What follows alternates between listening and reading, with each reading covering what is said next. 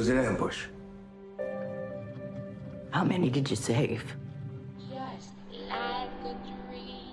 You did the only thing you could do. And you lost. Like a dream. Look, we're still in this thing. The day you walked away. But we have no idea what we're dealing with. Unfortunately.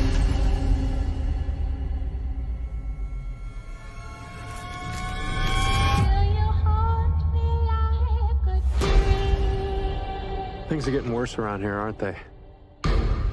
Boyd, we're out of food. Too many things are changing here. I have to remember. Remember what? What's missing? Nothing that I've been through is possible. I think you're here for what's in the basement. This place will not break us. We can still win. But the only way we go home is together. Hello. The game here is rigged. Why can't they leave us alone? No matter what this place throws at us, we're gonna find our way home.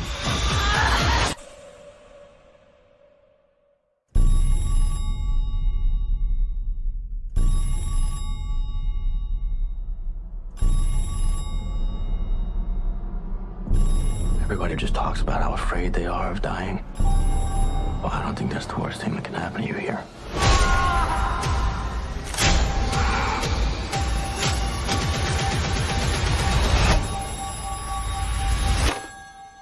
Hello?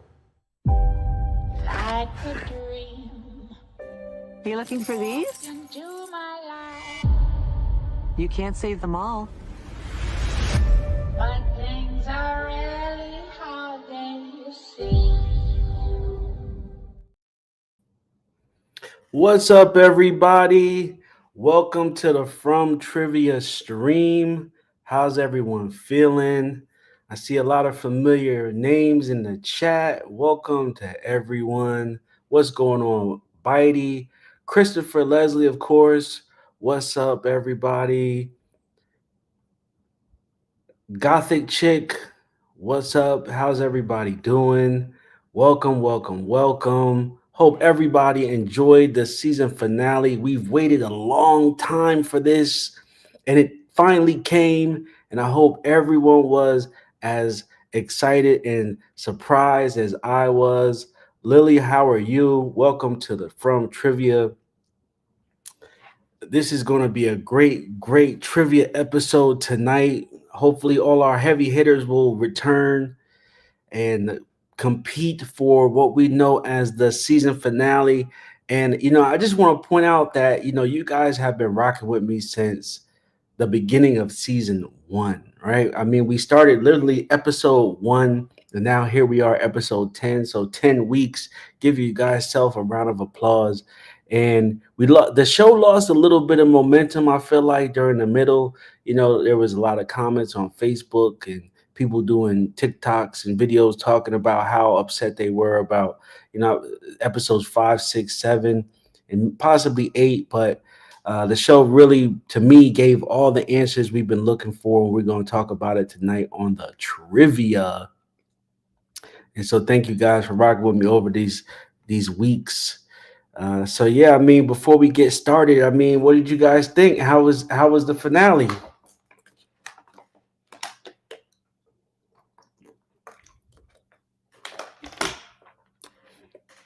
Does everyone feel like they got answers? Does everybody feel like there was just more questions? Does anybody come up with any new theories? Did anybody feel like anybody was right from the beginning? I mean, because there's a lot of content creators, there's a lot of crazy theories. Of course, aliens have not shown up yet. So shout out to the guy pushing the aliens theory from day one. So sorry for you, pal.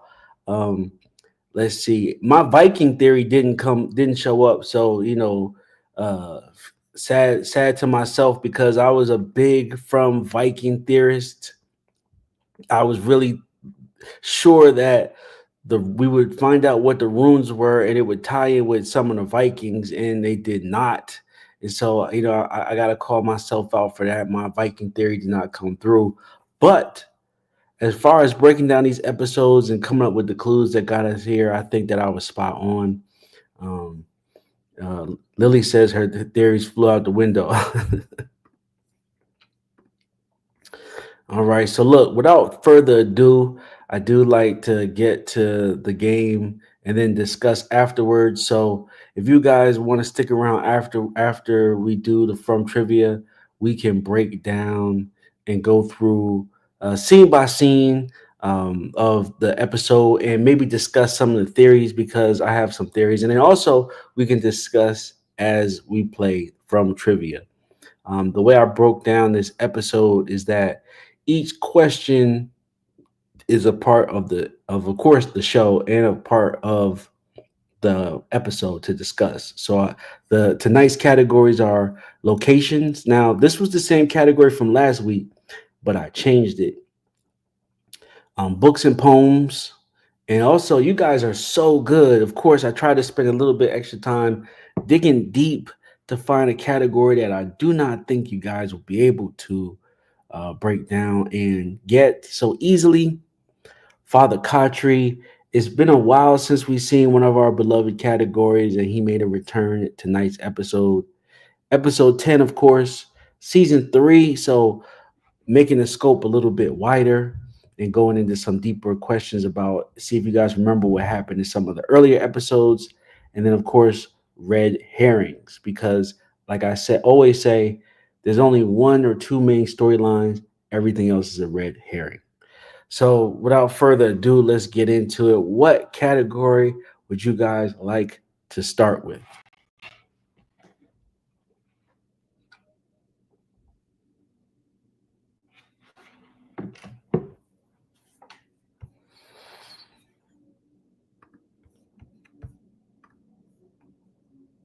What category would you guys like to start with tonight?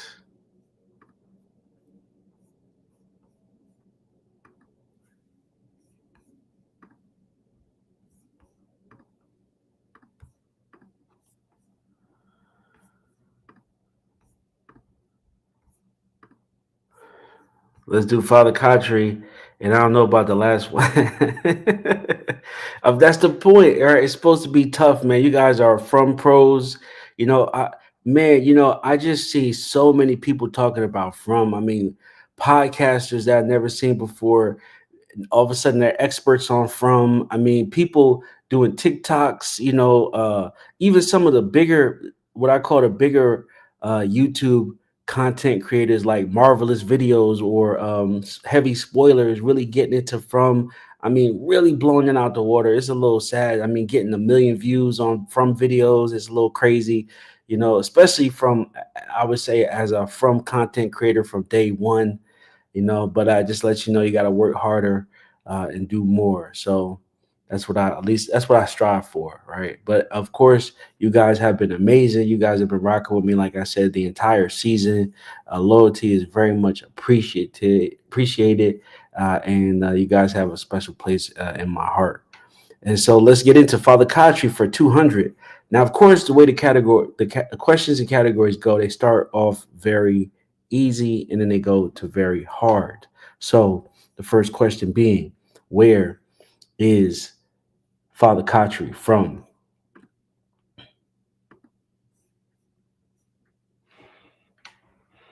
And the way you guys can answer, just put the questions in the chat.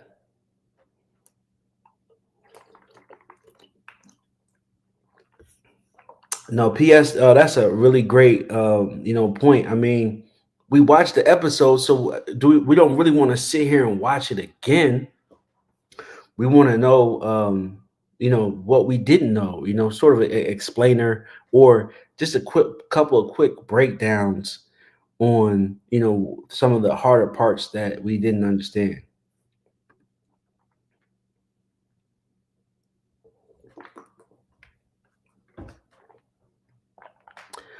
Oh, okay.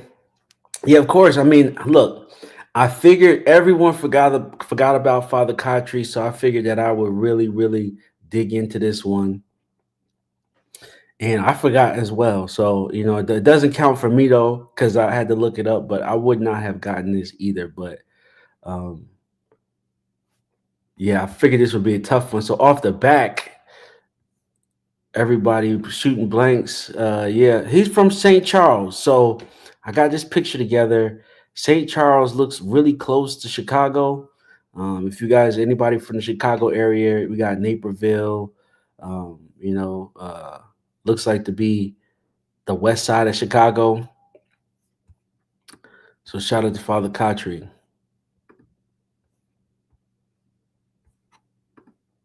So Lady Amano, welcome from Trivia. Thank you very much for joining and participating. Okay, she said locations, right? So we'll get into locations next. So locations for 200. So where did Boyd ask Sarah to go with him in tonight's episode?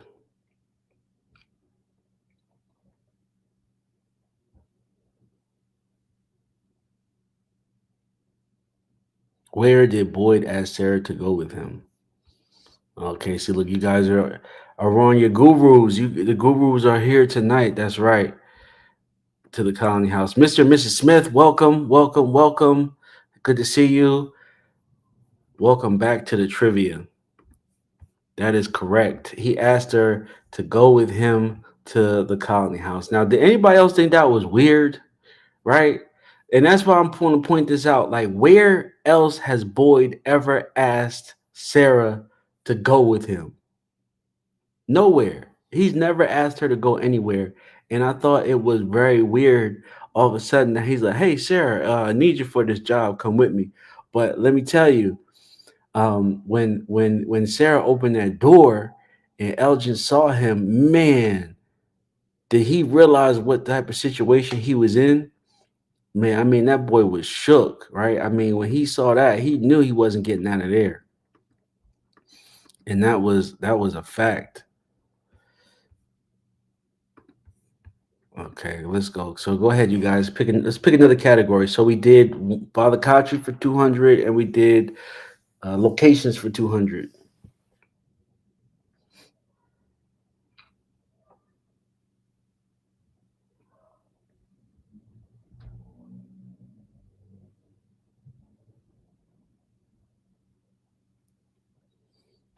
Let's see. Any other categories you guys want to pick?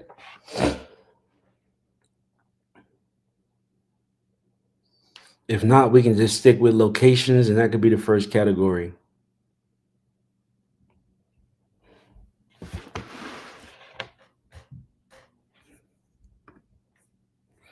All right, let's do locations for 4. Oh, we got episode 10. We'll do that next, Lily. So locations for 400. Where did Jade play the violin? What was the location?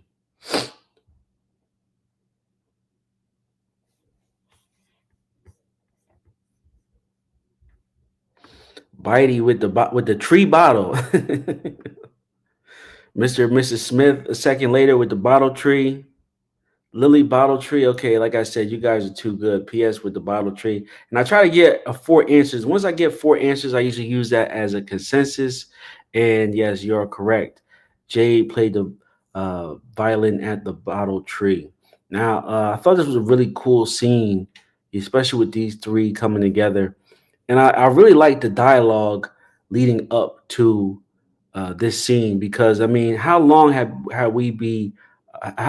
were we waiting for them to figure this out? Like, how long were we waiting, right? I mean, from pretty much halfway through the season, I believe, if we actually put it in perspective, or actually from the first episode. I mean, the bottle tree has been hinted at more and more since we found out about it, and since we saw Tabitha go through it really at the end of season 2.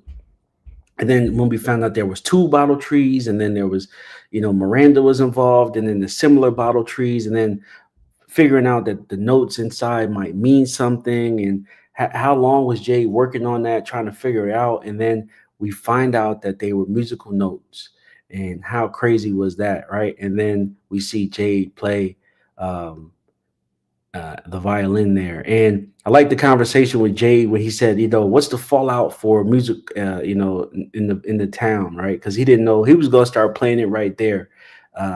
And so I won't go deeper into what happened, but because they might be questions later, hint, hint. So we'll just enjoy that quick dialogue. With Beth Berry, welcome. Yep, trivia, let's go. We're only into a couple questions, and so you're right on time. Episode 10, I believe, was the next one, right? Somebody said episode 10. Yeah, let's see. Let me go back. Oh yeah, Lily said episode 10. Yeah, so let's go. We'll go into episode 10 next. So episode 10. So what did Victor say to Ethan when he told him he saw the boy in white? If you guys remember this scene.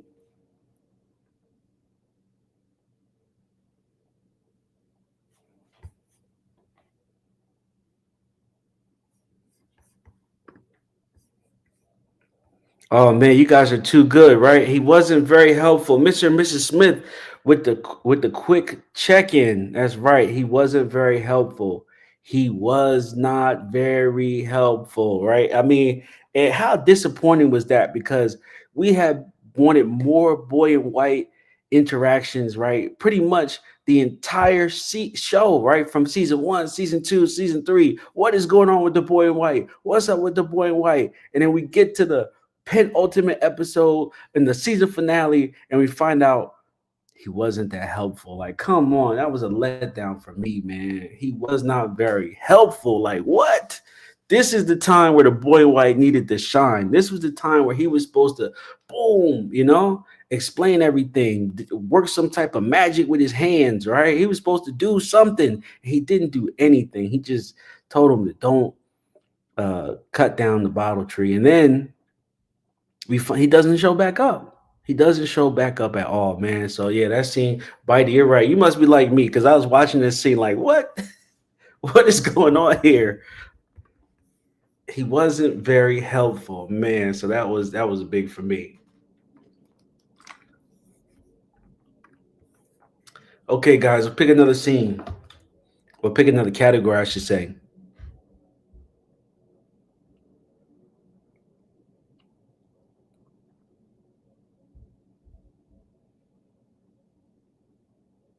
What category do you guys got?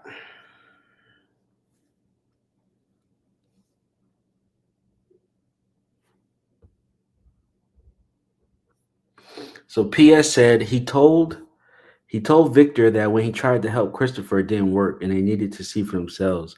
I think now that Tabitha and Jay showed up, he'll be back next season. Yeah, I'm sure he'll be back.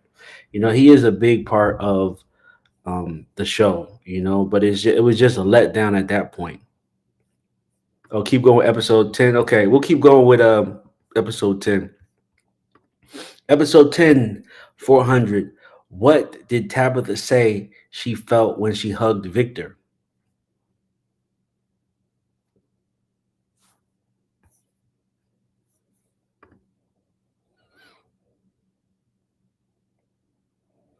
What did Tabitha? Oh, Mr. and Mrs. Smith. Okay. Oh, Bitey. Okay, Bitey chimed in first. Mr. and Mrs. Smith. Miranda. Yeah, she felt Miranda. That's exactly correct. She said that when she touched Victor, she felt Miranda and felt like she was Miranda, right? Or something like that. She felt like she was Miranda, or she felt Miranda, and Miranda was trying to tell her something. I believe that's what she said. She said she felt Miranda, and Miranda was trying to show her something. Correct. Which, I mean, that was from episode 9, and that was a pretty deep scene, because like they kept hinting at it, right? And I'm like, why do they keep hinting at that, right? Like them being close, right? I mean, it was almost, to me, it was becoming very thick, like tense, right, between them. Like it was almost this energy you could feel between her and Victor, right? Like she's looking at him funny, and then she touches him, and this happens, right?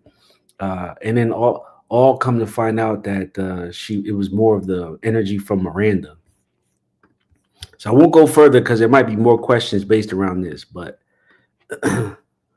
so look, like I said, I'm trying to make these questions tough for you guys because you guys are pros. So what did Jade say about thermodynamics?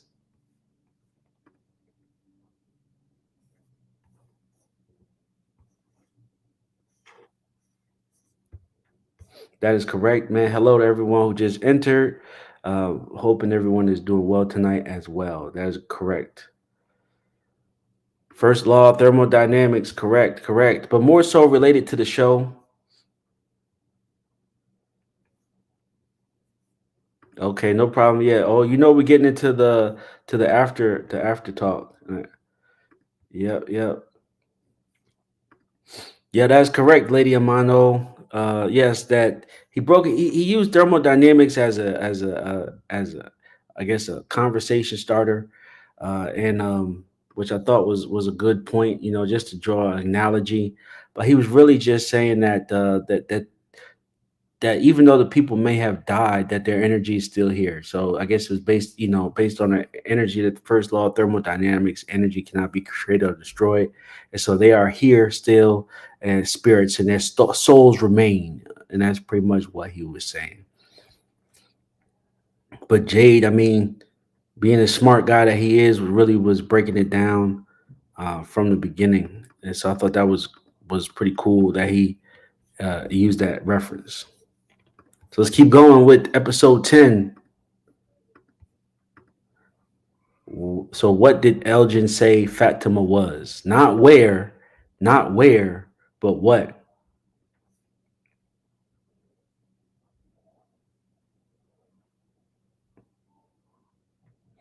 Okay, so we got some questions. So Elgin said he was safe. He said she was safe.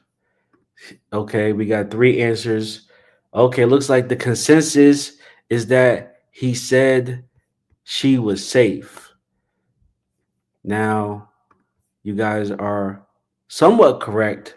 He did say she was safe, but he said she was an angel. He said he thought she was an angel.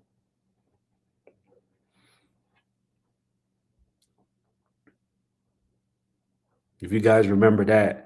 He did. He said she's good, she's safe. He said, I can't tell you. He said that she's an angel, and what she's doing was going to help. Kimono Lady was the angel. Yeah. I mean, you're right. I didn't get who he was referring to at this point of watching it, but I get right. I guess he was more so referring to the lady, Kimono Lady, as an angel. But I thought he was talking about Fatima. So you guys got it as the Kimono Lady was the angel.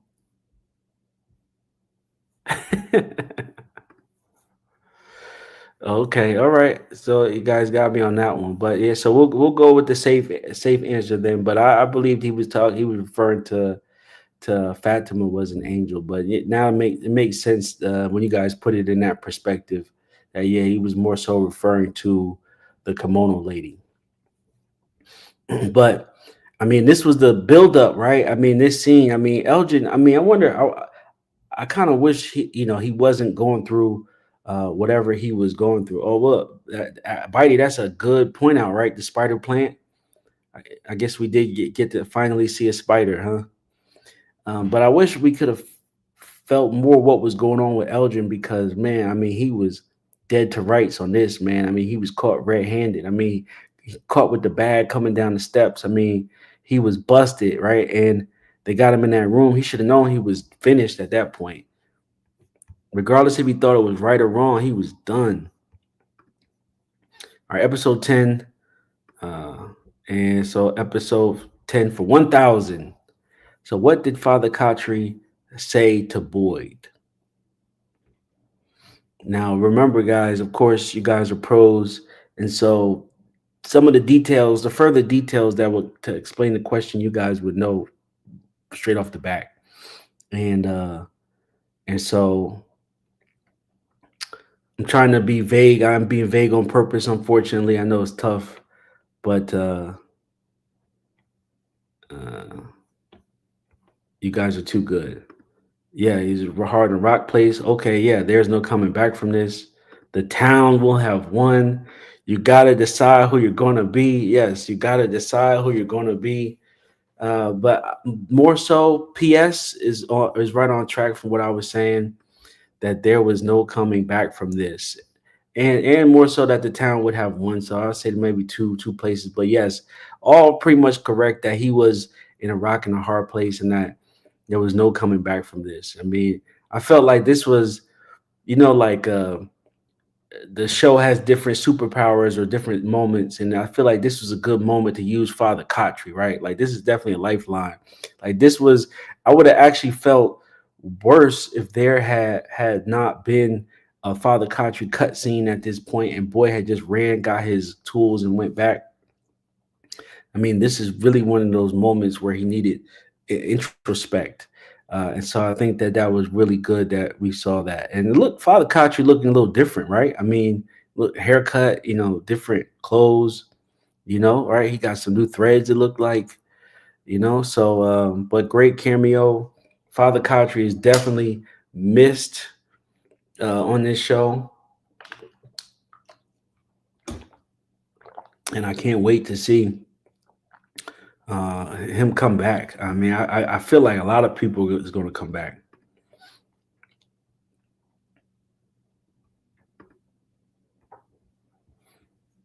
Oh, so you guys were saying how old is Elgin because they keep referring to him as a kid. Yeah. I don't know. I don't know how old Elgin's supposed to be, but I get the kid feeling from him as well. I feel like he might be. I feel like he might be 18, 19. That's what I kind of got the feeling from him. 18, 19.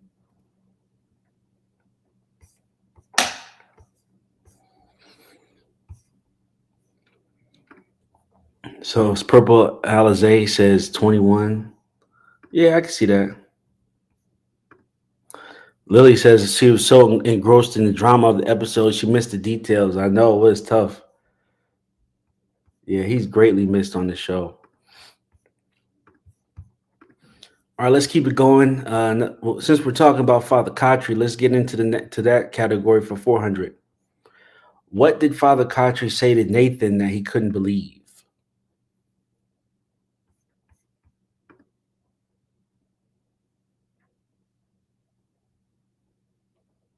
So Victoria James says the town knows how to get at everyone's most vulnerable points. So I guess we'd say we do better, but we can't really know. Also, I think Elgin's a teenager. Yeah, I was going to say 18, 19. Now, if you guys want to talk about age, let's talk about Ellis. Man, I swear to God, Ellis is only 16. I think I said this before. Ellis is only 16. I swear to you, they do not talk about how old Ellis is. And I know you guys said that he graduated college and all that stuff, but listen, when Ellis first arrived in the town with his parents, he was sitting in the back seat, man. I thought they had him strapped in the back seat like he was a kid, man. I swear to you, I feel like he's a kid. I don't feel like he's 25.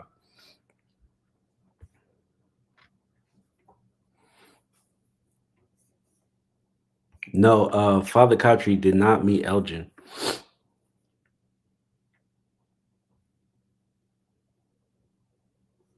No, look, Christopher, if you guys don't know Christopher Leslie, he basically breaks down how he would have been able to survive and get out of the show. And he thinks that Boyd, right now, he's saying Boyd should have run a military camp, which is in reality is really true. That's exactly, he should have prepared them for war. So as far as the question, what did Father Khatri say to Nathan that he couldn't believe? Now this is going back to season 1, And like I said, I'm trying to be, tough because you guys are pros. Well, remember Nathan? Do you guys remember who Nathan is? Which is Nathan is Sarah's brother, supposed brother. We still don't know.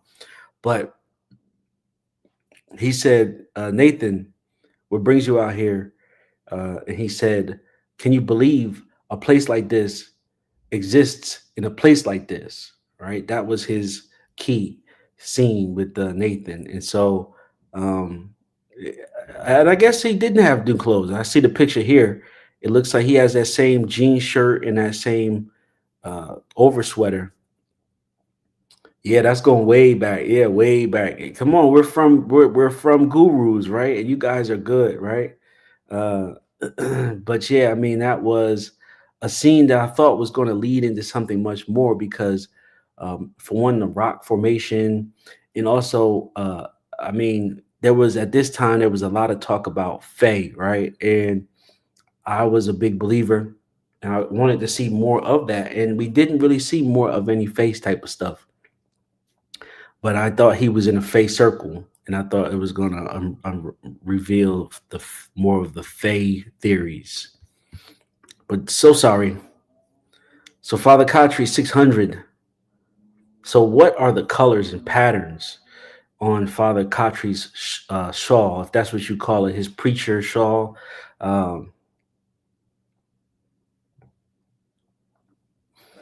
No, Purple Alizé, you're correct. Yeah, he did. He ran the Father Khatri to snitch on his sister so hard. Okay, Bitey remembers. The colors were muted. Okay. In the scene where sun and moon. Let's see, purple, yellow, sun and moon. Drum roll, please. They're correct. Sun on the left side. Well, I guess that was technically the right. On the right side, we've got the light, and on the left side, we've got night. We've got the sun on the right to our left, and then we've got the moon on the other side. And so this was very talismanish. You're right, and very symbolic, and was a big indicator in the early seasons that we thought was going to be an indication that multiple people were tied into this, right? Based on the talisman. Like, what was the coincidence that you have these exact same, markings on his preacher shawl that was on, the talisman, right? The sun, the moon, and even the crows, right? So we were very, very interested to see where this developed. And unfortunately, we didn't get more answers, but we were close. Let's see. What did the voices tell Sarah about Father Khatri? If you guys remember. Now, we're digging deep into Father Khatri knowledge here. A lot of people don't remember that much about him over these 3 seasons. He's only popped up a couple of times, and he hasn't really popped up in the last couple episodes. And then a lot of people didn't know who his character was because there's so many new viewers. From has taken over, especially with this finale. I'm sure the ratings is way, way, way, way out there. I'm sure that they're really celebrating the big success for 3 seasons.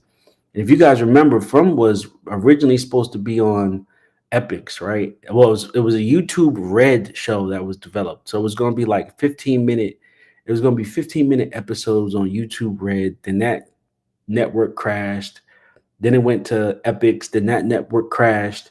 Then went to MGM Plus, and then now Amazon and all these great places. So let's see. Look, Purple Alizé. Okay. Let me go back a little bit. Okay. Bitey. Okay. Mr. and Mrs. Smith, let me go back. Okay, you guys chimed in really quick. Okay, looks like Cripple Bazooka, right? Whiskey and Chocolate Bar. Cripple Bazooka, welcome to the trivia. You were quick on the draw today. So it looks like Crisp and Bazooka. Whiskey and Chocolate Bar, correct. Mr. and Mrs. Smith, that he buried the bag. Yep. And what was in the bag, where he buried the bag. Yep. And yeah, I forgot about the bag that he hid at the beginning. The chocolate and liquor he hid underground. And so, if you guys, well, Beth Berry exactly with the correct answer. The picture on the candy bar and that he in the berry bag. So Christopher saying, yeah, the ratings are nuts. Yeah, I mean, people are doing TikToks. They're recreating scenes. These TikToks are getting like 1 million views.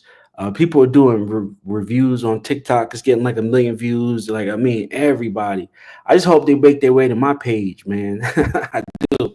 I've been covering from for a while. I appreciate every view, of course, and I appreciate doing this live. And this is not easy. I mean, being able to capture this information and do this type of show while the show is airing is difficult, man. And shout out to you guys for being there, present in the moment. Not like, oh, I just found out about this show, 5 months from now. No, we're watching it live. We've been watching it, following the show in real time, following the cast members on social network. I mean, doing all this in real time, and it's a great time to be a From fan, and what I always say. Let's see. Well, thank you guys. I really appreciate doing this with you guys. And so, if you guys don't remember this scene of Father Khatri hid Sarah in the basement. But more, I guess a more exact would be he kidnapped her and tied her up. He kidnapped her and tied her up. And then she's told him that she hears voices, and then she proved to him that she heard voices and drew the picture of the Cosmo chocolate bar. And then he ran to the woods and dug it up. And that's what we see. Yeah, I agree. I'm the same way. Yeah, Cosmo chocolate. So that's another Easter egg. Well, I believe, Christopher, this is a red herring, right? I mean, I do believe, I'll put it like this. I believe the show was going in one direction, right? I believe that someone on the YouTube, don't know, could have been me, could have been another content creator, got it right. And they went back and rewrote the show. And that's why it's so different. I honestly believe that, because the clues that we started with from season 1, 2, and even early, it was not matching up with where the show ended up in season 3. And so I feel like they changed a lot. And I'm sure that it's eventually going to come out that they changed it, because we were correct. We called the Fae too early. We were into the Vikings theory too early. And I mean, it's the only way that they could have changed it. I mean, some of the reviews from season 2 were getting like 15,000 views, 20,000 views. I mean, I'm sure that the writers, the creators, and even John Griffin himself had to see some of our content. So let's see, what were we doing? We were on Father Khatri for 8. Yeah. So Father Khatri for 1,000. The big question. Now, this is a true challenge right here. And I really want to see who can come up with it. So I'm going to give you guys time. What was Father Khatri's final words? If you are a From fan and you know this show, what was Father Khatri's final words?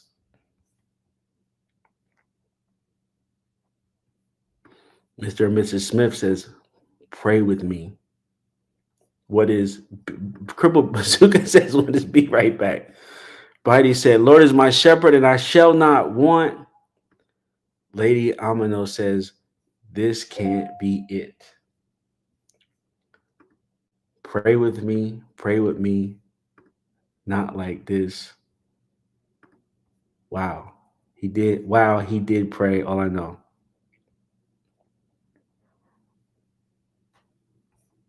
He should have been ducking and running instead of praying. Okay, drum roll, please. It doesn't end like this. You guys were close. It doesn't end like this. Lady Amino, pretty much the closest. This can't be it. It doesn't end like this, which was a powerful scene, man. I mean, powerful scene. And I had a lot of theories around Father Khatri's final scene, from whether or not it was true or where did the creature come from. Because if you watch that scene again, the creatures were coming from the right. He saw the creatures on the, I guess if you turn around with your back facing the post office or police station, the creature was coming from the left, right? He saw them, so he turned around, and then he heard it. He heard it from his left, right? And so he turned the other direction. So they pretty much cornered him in. They distracted him to the right, and then they came from the left. And I always say that, you know, the creatures are usually in their human form, but then they had turned into their monster form and struck him. And it almost seemed like a hit, right? Like they targeted him specifically. And so at that point, I knew that they were kind of masterminding these situations and that they were pretty much setting the people up and taking out strategic people. And they strategically took him out. So that was a shame, though, but it didn't have to end like this. And then, of course, wanting to know if his words come full circle, like, you know, like what if it didn't end like this? Like, what if there's more to his story, you know? So let's go back. So that was Father Khatri. So we got a couple of categories left. We did episode 10. Did we do season 3? I believe we have season 3, red herrings, books and poems and locations. So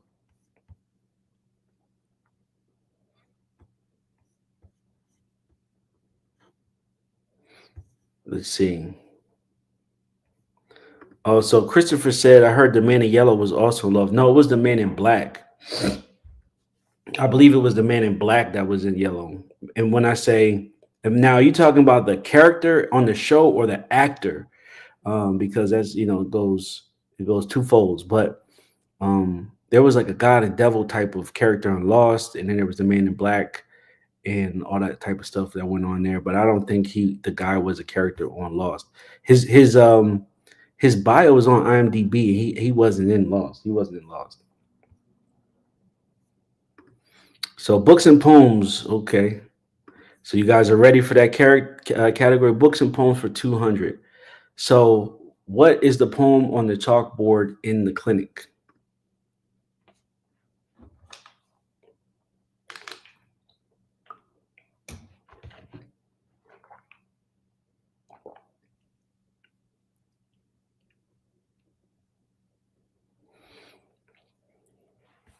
Let's see what you guys got.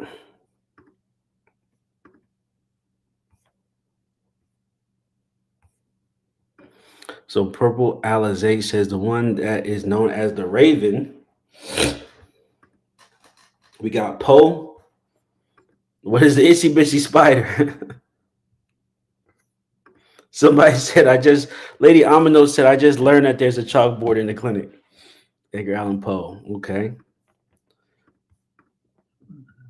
Yep. So if in this scene, we got Toby and Sarah, and there's some cursive on the chalkboard. Now, you really can't see what it is, but if you're a guru like me, you'll zoom in and spend hours trying to decipher what that said. Now, going back to, you know, this was 2 years ago. This was before there was a From Wiki. This was before there was Facebook groups on this topic. You know, this was when it was just a show that was on Epix, right? And so I had that figured out then, but it is, I believe it's Edgar Allan Poe, where it says, deep into the darkness peering, long I stood there wondering, fearing, doubting, dreaming dreams no mortal ever dared to dream. But the silence was unbroken, and the stillness gave no token. And the only word there spoken was whispered word Lenore. This I whispered, and an echo murmured back the word Lenore. Merely this and nothing more. Back into the chamber turning, all my soul with me burning. Soon again I heard a tapping, somewhat louder than before. Surely, said I, surely that is something at my window lattice. Let me see then what threat is, and this mystery explore. Let my heart be still in a moment, and this mystery explore. 'Tis the wind and nothing more. Open here I flung the shutter, when with many a flirt and flutter, in there stepped a stately raven.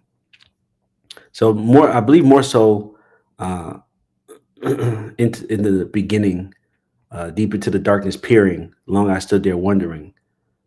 And I think that's the main part of it. Yeah. So I mean, but I was analyzing most of these to try to figure out if they gave hints to what was going to happen. I felt like they were there for a reason. Also, if you look at this scene, like behind Toby's head, you'll see the numbers. There's a couple numbers missing, and so at one point, people thought that might have been something as well. So let's keep going with books and poems. So what is the second poem on the board in the diner? So we know there's two boards. There's one that's behind Tien Chen, and then there's another that's on the opposite side. So this was, I didn't realize that there was one on the opposite side.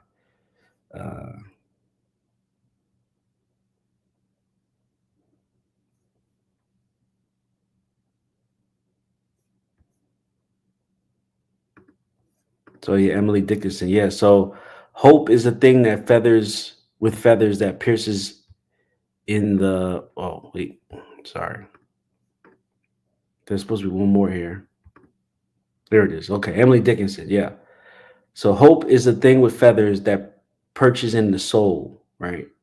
Hope, and so the show has a heavy overtone of hope, right? We heard that at the end of season 1, I believe, when Boyd saw Abby and she said hope feeds off hope.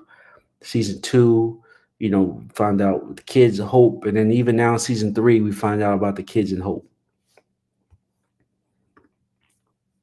So books and poems 600. Oh wait, go back. Okay, oh, that's the wrong one. Sorry. I guess it comes out like that, but this is from the last slide. But they said, who were the two authors for the poems on the show? So we know Emily Dickinson and Edgar Allan Poe. So I'll give you guys that one. So we'll keep going. Poems for 800. Yeah. So the two poems were Emily Dickinson and Edgar Allan Poe. So here's a real question though. What was the book Kenny borrowed from Christie? Now, if you guys remember, before Mari showed up, right? Kenny and Christy had a little thing going on. They had a little romance, and they had like a little book club going. And so Kenny would give them books, and Christy would give him books, and he would read them and give it back. So Crippled Bazooka says The Stand by Stephen King. What do you guys think?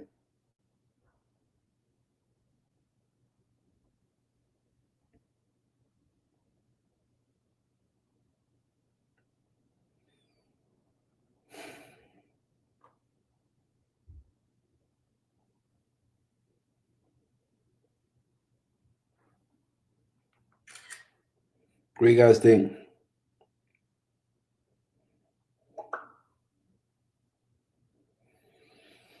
What do you guys think? Let's see. The narrative of Arthur Pym.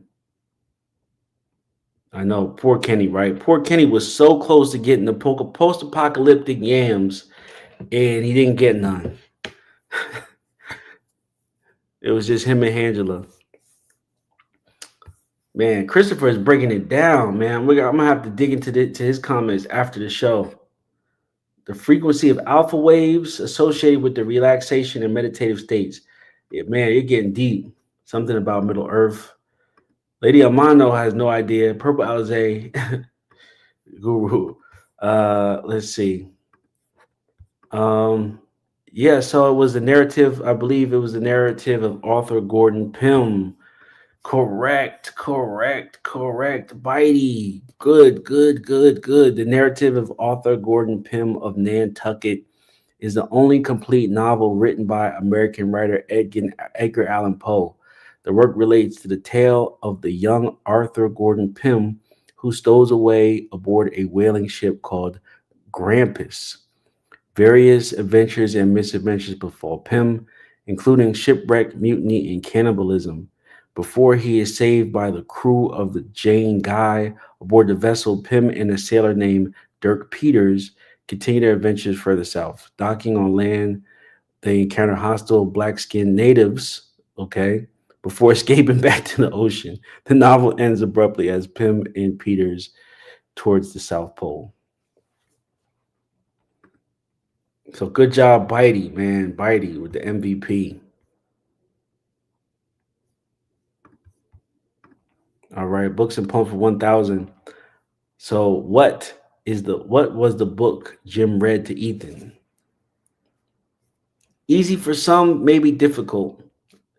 Purple Alizé says, I was close, center of the earth.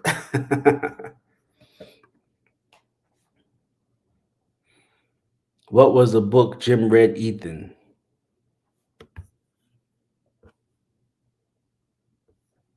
The Grand Gulag, huh?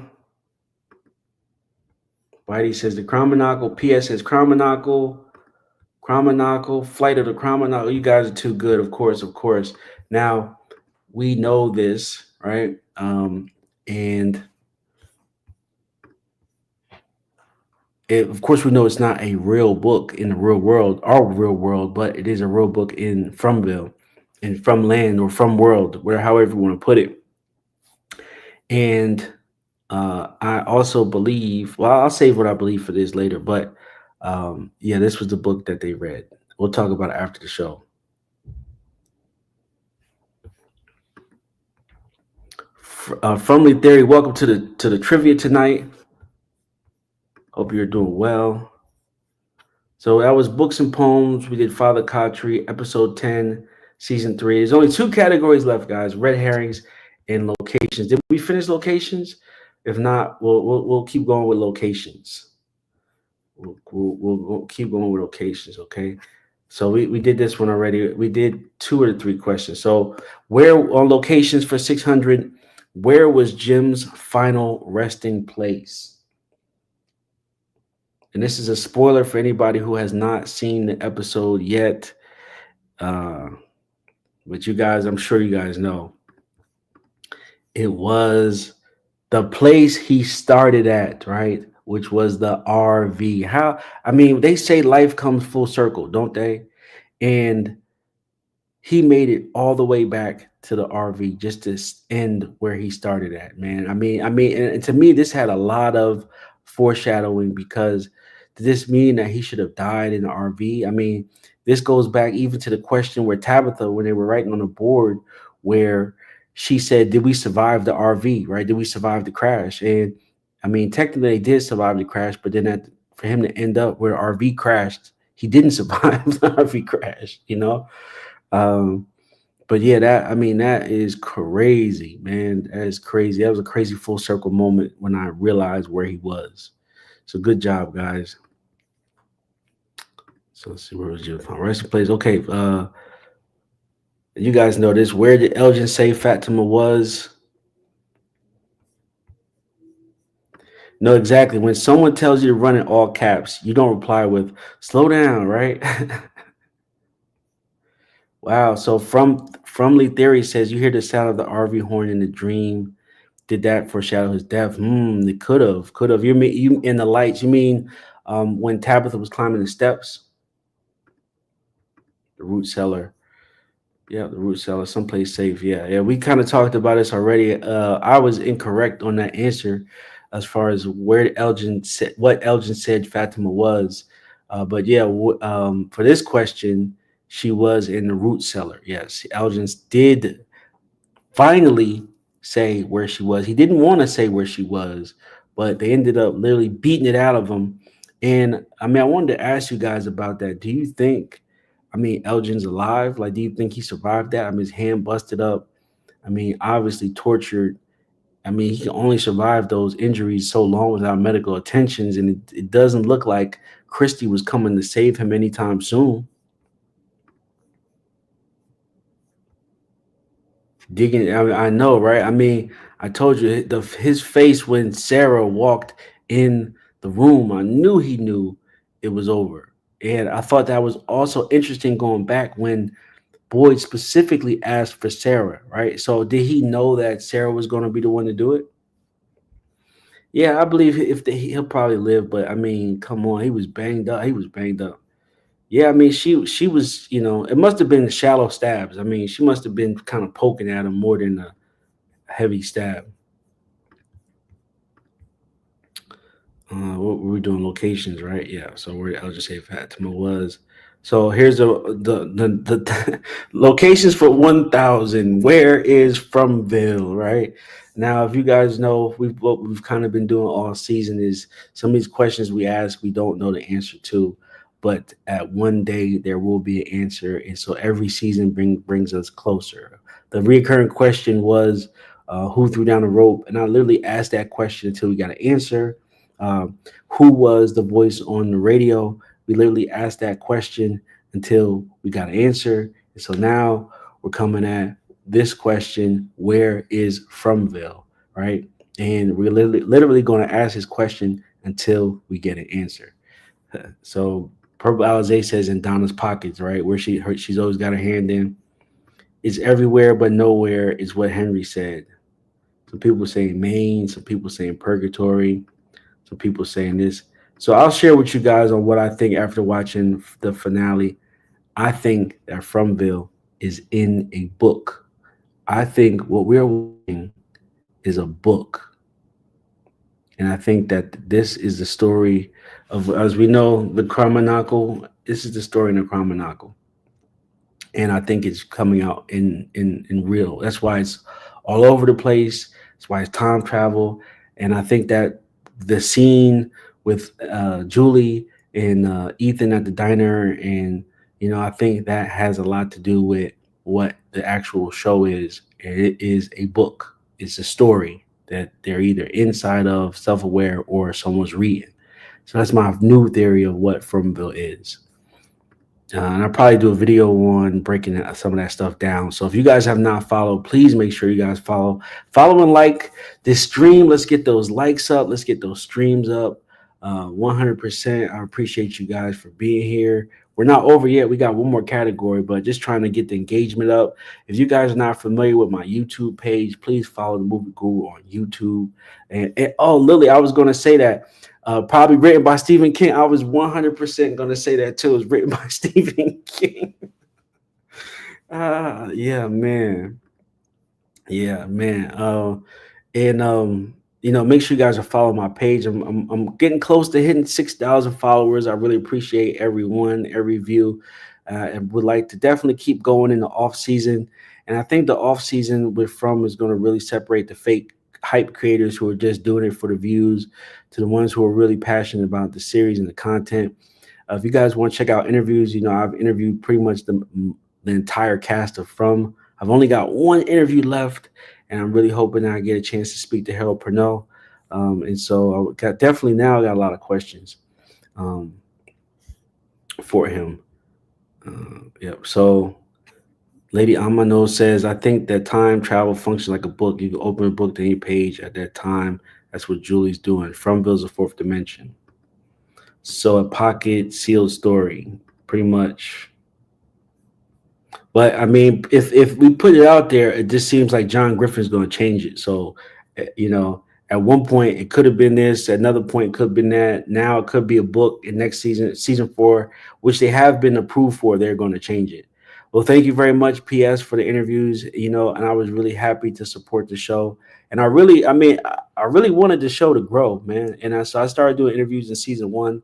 And I'm sure I got the interviews because there wasn't a lot of people talking about the show. And I, was blessed to get the interviews. And now I can't get any interviews. The show's too big now, right? But, man, I appreciate the time I had, talking to the cast and trying to dig into the mysteries then. A lot of people do the interviews and stuff like that. And I was trying to, give the fans what they wanted from each interview, which was the details, right? Which was, of course, difficult because they can't share anything, but it was always fun asking them anyway, just to see what they think. All right, so there's one question left. There's one category left, and you guys literally have been ignoring this category, but we can't ignore it anymore. I always appreciate you guys. Thank you, Lily, for sticking with me. This is why it's always good to get the hardest one out the way, right? So red herring for 200. How many storylines did we see that we thought was the main one? Now, this is the true definition of a red herring. At one point, I mean, there was so many storylines, right? We thought Boyd was the main character. We thought that Sarah might have been the main character. We thought that um, Tabitha was the main, right? And I guess there's no real answer to this question, but so you guys are all right. But we got 5, we got 10, right? We got 7, we got 3, 2, 11, right? It was so many at any given time. We thought that any of these, so much stuff going on. That this could be the new. We thought Tilly might have came in and changed some things, right? And of course, Christopher says, my wife Sarah. Hey, she's not. You can't say she's your wife. She just got engaged, man. I don't know if you follow her social media, but she just got engaged. Yeah, definitely over 10. There was a lot of storylines going on, but we found out pretty much it was really only 1 or 2 that was the main one, which was Tabitha and Jade, right? And then now, really, if you want to that has changed. If you really want to put it into perspective now, there's really only one storyline, which is Julie's. Julie has the main storyline now at this point. Oh, that's a good point. Jim said the answer was 12. It's 12 storylines. All right, let's keep it going. Red herring with 400. Why was Brian and Kelly so important?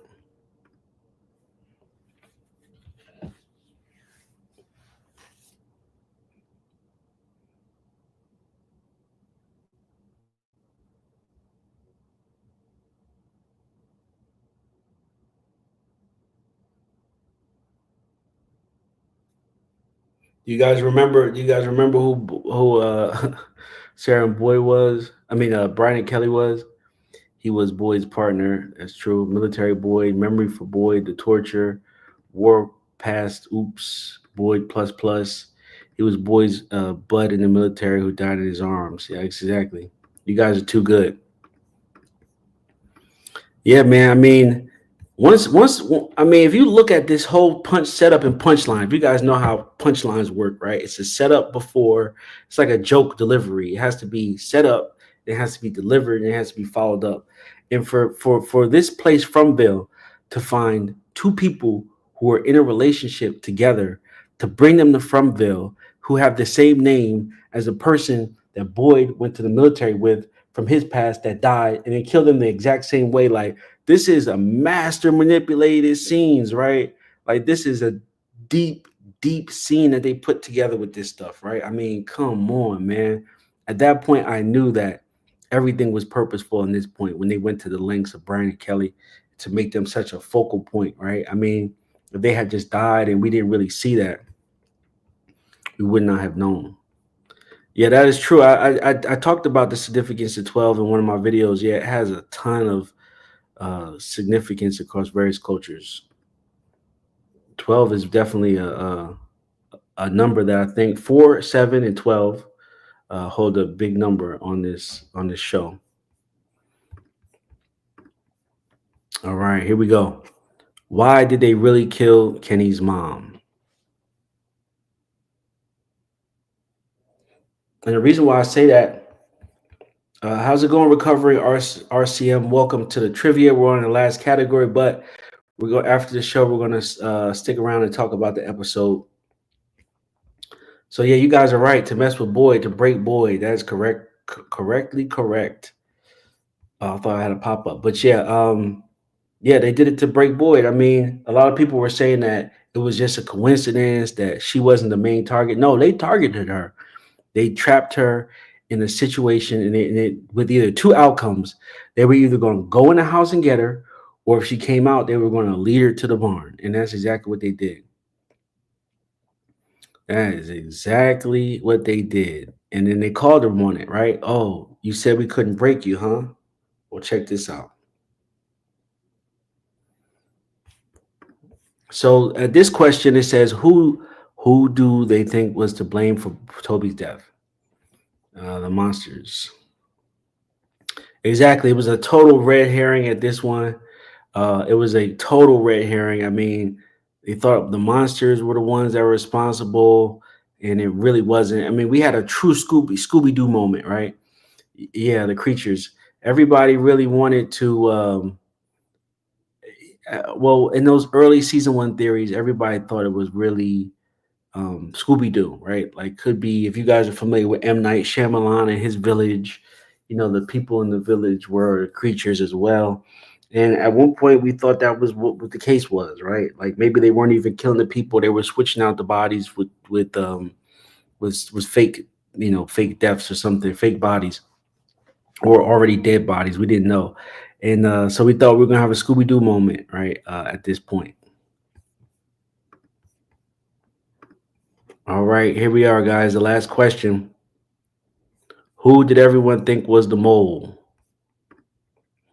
Now, of course, a lot of the way that these shows work out, it's usually two when you see two opposing forces, right?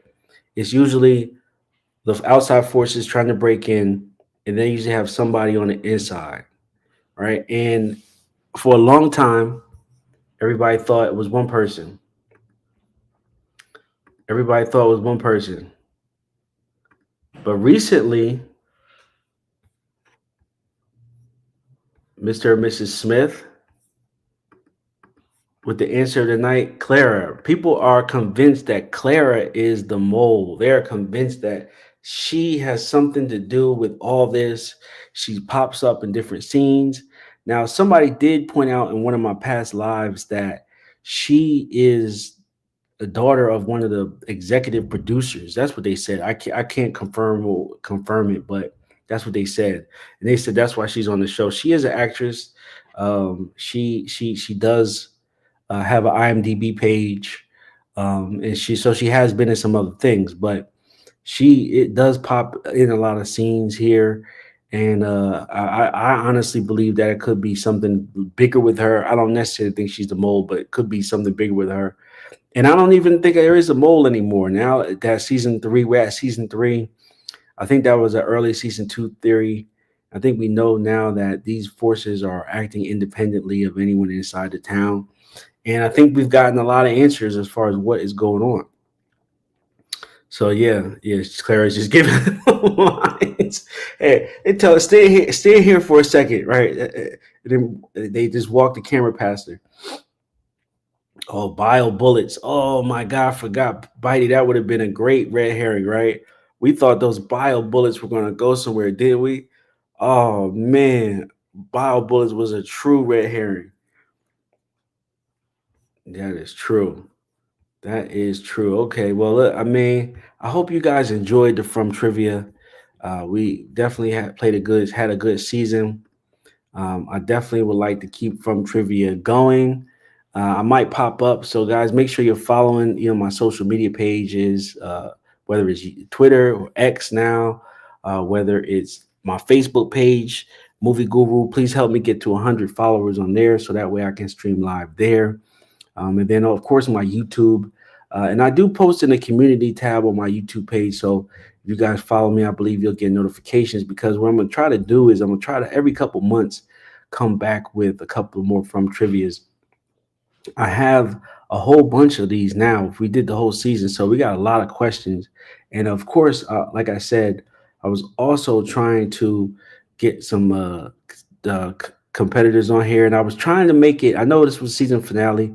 I was trying to make it interactive where you guys can put on your phone, but I didn't come up with any free options to do it. In the way it would have worked, it wouldn't have been fun, So I just decided to keep it the way it is, and maybe I'll try a couple of things in the off season and see if they work, and maybe we can do that. So Lily says something. Do tell Illy. I found something about Kui Guru. Okay, yeah. I mean, of course, we'd love to hear, because we are at the part of the review. So yeah, I mean, let's just review and talk about the episode. Whatever you got, I can bring it up.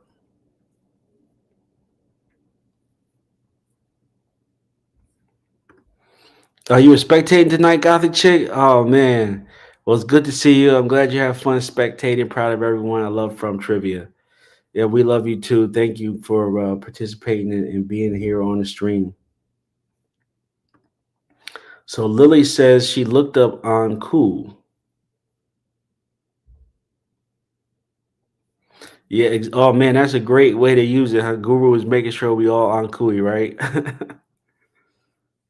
I know Jade's rant was epic, man. I mean, that's exactly how I felt. I feel like that was a real moment. I mean, that's exactly how you would feel after, you know, pretty much. I guess it's been a couple months for them. Uh, couple months for them, and I'm sure it was frustrating.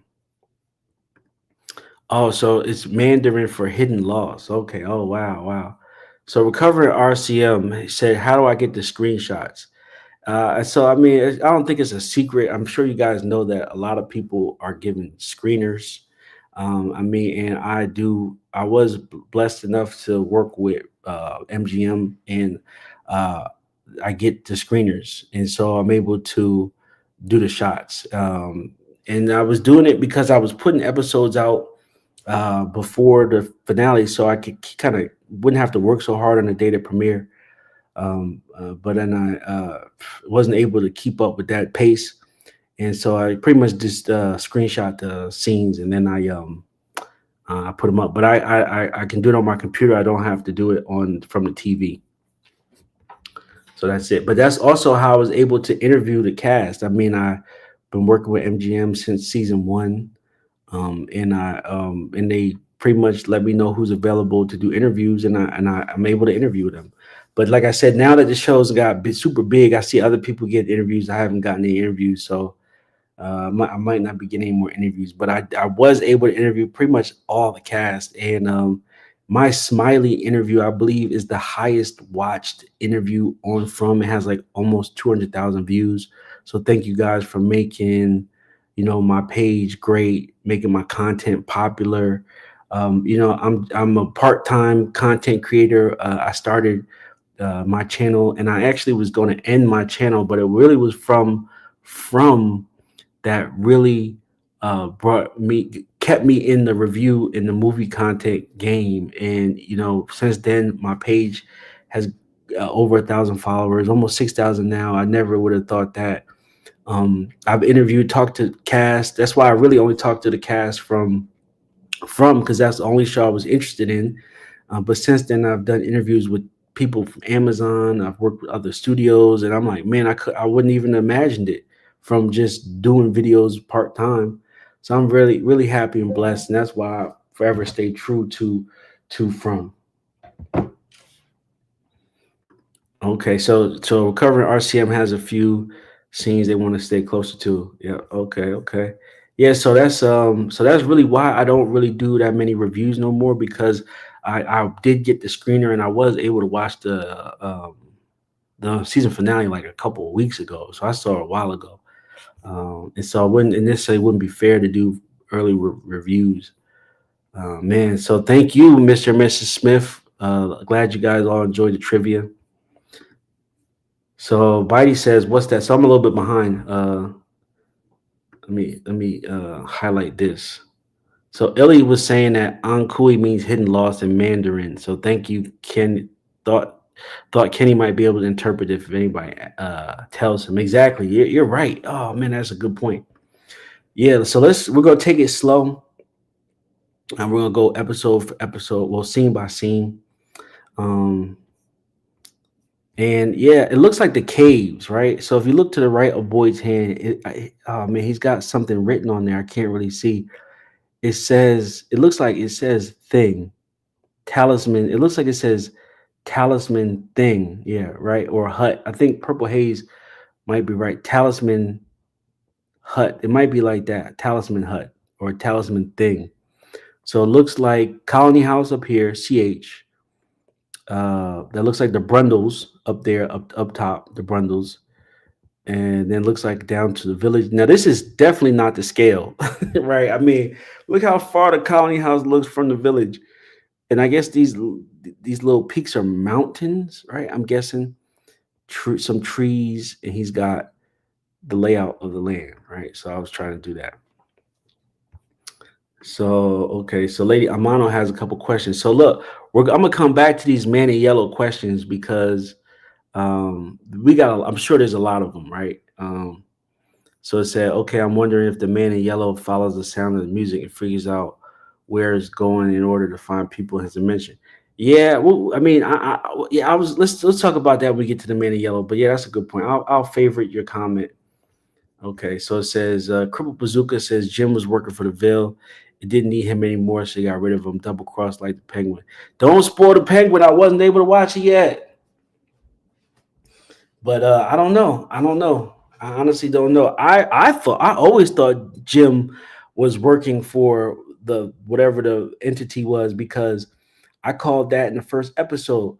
When I saw Jim turn off the highway, I was 100% sure that he was evil, right? Because there was no reason for him to turn off the highway. All he had to do was go straight. He just turns off the highway for no reason. And I definitely didn't feel like he needed to. So I always felt like he was working for the enemy.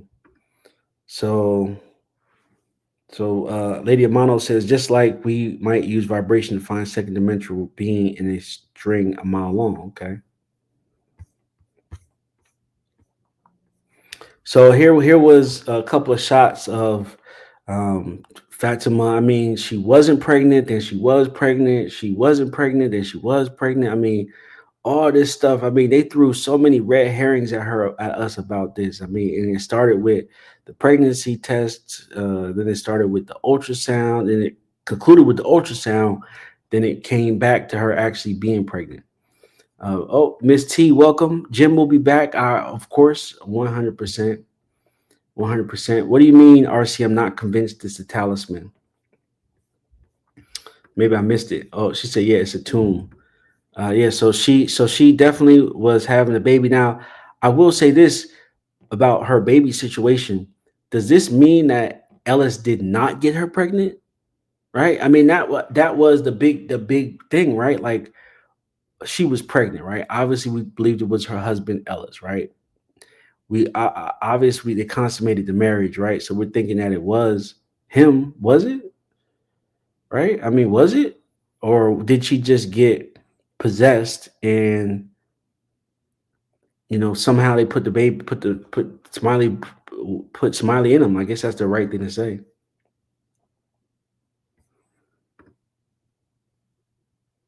Oh, so recovering RCM said the second word was tomb. So let me go back. Okay, yeah. So we're talking about to the right of Boyd Hand, and I can't really see. Well, let me see if I can make it bigger. So it says, but yeah, I think you're right. It might be tomb, right? Yeah, it says talisman tomb. Yeah, okay. Yeah, you're right. It says talisman tomb. That's what it says. Man, I mean, she was definitely pregnant. She was definitely. I kind of hate how they just opened it around her little shirt. I guess that's the fake belly, and they just opened it around her dress. I feel like that is crazy. And then we of course got these scenes of So how did Fatima get pregnant with Smiley before she was unalived? Exactly, right? And that's what I was trying to figure out. I mean, it must be possession, right? It had to be. Like, I had this theory that, well, I put it like this. I knew that wasn't a Wendigo, right? But I thought it fit the description 100%, right? And so you got to go with the clues that are there. And so if you're familiar with the Wendigo, from the two examples I used, which was the show, The Ritual and Antlers, you can be possessed through cannibalism and all that stuff. So I believe that she was possessed, and the possession put that in her body. That's the only thing I can think of. And once it possesses you, it can touch the real world, and then it could manifest into a baby. That's the only thing I can think of. Or something she had to happen. Maybe Smiley got a hold of her, right? I mean, well, not Smiley, but maybe one of the other creatures got a hold of her. Yeah, right. Oh, so that's a good point, RCM. There's a talisman hut. Now, we've been asking that question on the trivia, talisman hut. And so let me go back to that, because apparently that's you're right. That's a big find right there. So there's a talisman hut, and we know that it's called a talisman hut. But yeah, this is the first time we've seen the talisman tomb, right? And in the tomb, You're right. What would be buried there, right? Because a hut, it is called the hut. If you look on the From Wiki, they call it a hut. And that was a question on the trivia. So a tomb has to be different. And so you're right, something has to be there. So maybe that's a good pickup, guys. Maybe that's a foreshadowing for what's to come. Lady Amano says the From writers are gold with situation comedy. That is true.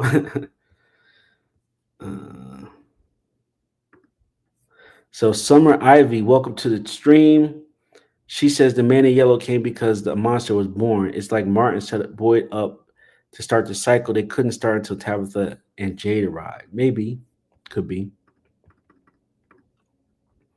So we see Jim talking to Tabitha. Now I want to point out here that when Victor came over to tell Ethan and Jim, he said Fatima. He said Tabitha passed out again.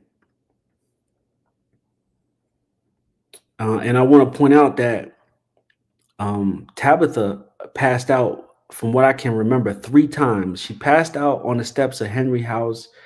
Technically, she passed out after she fell from the lighthouse tower, and then she passed out. So she's having a history of passing out, right? Fell down. She fell down, passed out, and so she has a history of passing out. And then, so now this has been the 3rd time where she's passed out. And I kind of really want to know it always happens off camera.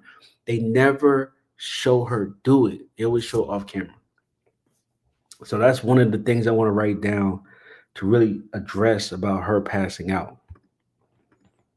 And so then she says that she felt like Miranda was trying to tell her something. And then we get them cornering Elgin. So Lady Amano asks, will I be doing these for Severance? Now, I'm a big fan of Severance. I'll probably take a chapter from Heavy Spoilers if you guys follow his YouTube page. He just does the finales. So what I'll probably just end up doing is the finale of Severance whenever they end it. It's tough, man, doing these reviews for shows that I like, but I don't love. I really like Severance, but and also too, it helps. Like I said, it helps if you're able to work with the studio. Like I've been reaching out to Apple to see if I can get some interviews and things like that, or some screeners, so that way I can stay ahead of the episodes and not have to work so hard the day it comes out. But I might do a couple. I might pop in, pop out with a couple of different shows. I think I'm gonna work on something. I'm gonna take a break for a while after From has ended, and then I think I'm gonna work on some things with my channel, and just try to focus on growth. Right, I want to get more followers, so I might have to do more things. And it's becoming trendy. Like TikTok's becoming bigger. They're putting emphasis on shorts. So now it's to the point where it's becoming a job, right? It's not like, oh, just put up what I want and a whole bunch of people, it's like now I gotta like be competitive and use the medium, and they send me emails. Like it's a whole thing now with doing reviews, but it's still fun. So that's the main part. Let's see what else. So yeah, I mean, this whole scene right here, and so if you look at this scene, you've got Donna. How quiet was Donna this episode? I almost forgot Donna didn't say anything this entire episode, which I thought was really, really weird, right? Like when they were really getting into Elgin, she wasn't stopping him, of course. She wasn't saying anything. And this is a big change for me because in the last couple episodes, she was very, very anti anything, right? Like she was ready to flip on Fatima. She was going to tell everybody what she did. She was speaking out against everybody at the town meeting, but she was with this. Like she was with destroying and pretty much killing Elgin. Now, if you look at the scene, you got Donna and Boyd shoulder to shoulder, front line of defense coming at Elgin. And look at Sarah. Right? Sarah is not even trying to make eye contact. Maybe it was just a clip that I caught, but to me, Sarah, I think it says a lot. Yeah, Donna does have a lot of love for Fatima, but she was still going to tell on her and send her to the box pretty much. So, when did they say her name? When did they say Acosta's name? I didn't hear them say her name. Well, P.S. I appreciate it. Apple would be dumb as hell to not give you screeners. It's a lot of work, though, and you've already done so much. Yeah, man, thank you so much. I mean, I don't know. These networks are so big, and even though I believe that shows, we as the viewers control what shows get big by doing things like this. They don't really care. They don't really pay attention to us. They're only interested with, you know, bigger shows, unfortunately. But I think that the real work is done by smaller content creators like us. Yeah, so I didn't hear that they said Danny's name is Danielle Acosta, because there were a couple of rumors saying that her name meant something. But look, Elgin, at this point, Elgin knew he was cooked, man. Like when they were coming up the steps, especially when Boyd was like, "I'll take your bag, I'll take that." Maybe Danny, the daughter of Tabitha Jade. Well, I mean, Mr. and Miss Smith, they said, I mean, we kind of saw the picture um for a second. Of well, meaning we saw the Ankui kid that was supposed to be Tabitha and Jade's child. Kenny got a thing for her. No, Kenny got a big no. I think she got a thing for Kenny, man. Let's be real. She got a thing for Kenny. So he yells something like Danny don't as she's trying to run up the steps. Oh, I didn't catch that part.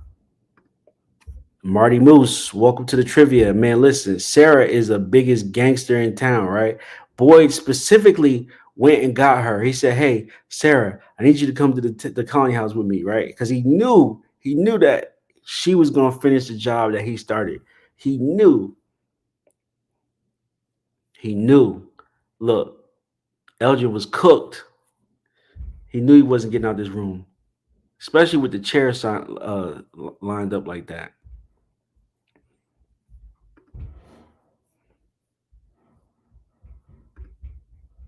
Man, I mean, how great was the acting in this scene by Boyd, right?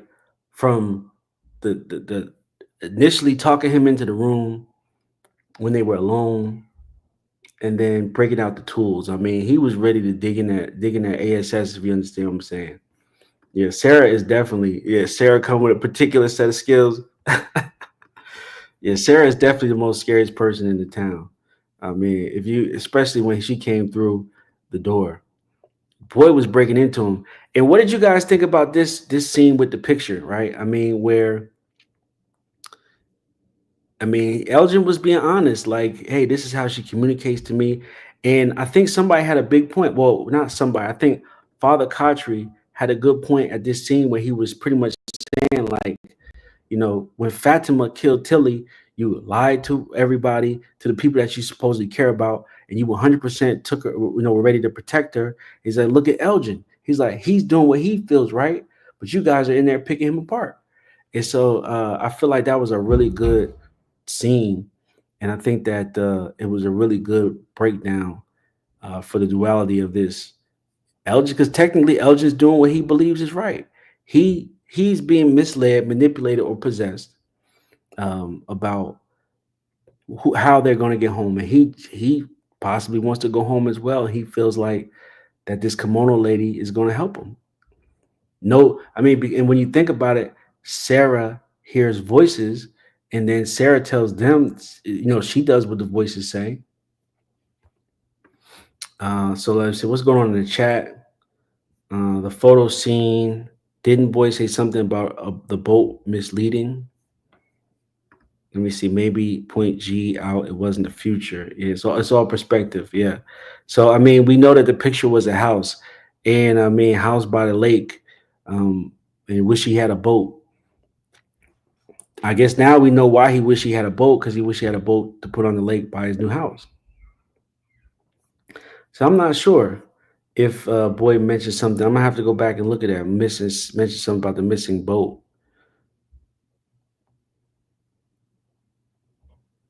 It could be. So Frumley Theory says, when you take a closer look at the pic, you can see his fate. They must know where he was. They must know we was going to look closer. Yeah. When you say fate, meaning like this scene coming out the Polaroid undeveloped, and then later develops into this picture. Yeah, I mean, I'm sure they was going to change it multiple times. I'm at this point of the show, I'm sure the writers have 3 or 4 scenes, right? And they're probably doing this also to keep the cast guessing, right? Um, and I don't mean the actors. I mean most of the leaks come from the cast on the set. It could be the boom operator, the camera guy. These guys are leaking stuff. So Marty Moose says the evil demon lady that tried to drown me is an angel here to save us. Elgin, yeah, pretty much. He did say the boat was missing. Okay, yeah, and I mean I can see that it would be missing from the picture. So he didn't believe it, right? So he was like, "Oh man, it's fake. The boat is missing." So here we go. We got Boyd. Yeah, and I was gonna say I thought the boat was a surprise. I thought he didn't know. He never saw it. Oh yeah, the boat was a surprise. Boyd never saw it. Maybe that's why the entity didn't have it in the picture. Maybe that she's accessing their memories to produce the photos. Yeah, that's a good point. So he says here he knows they're not going home because there's no boat. Wow, it's a dodgy Photoshop. Yeah, that's a good point. So wow, you guys just put me on that. I didn't catch that part. But man, look, I mean, he's digging into Ellis.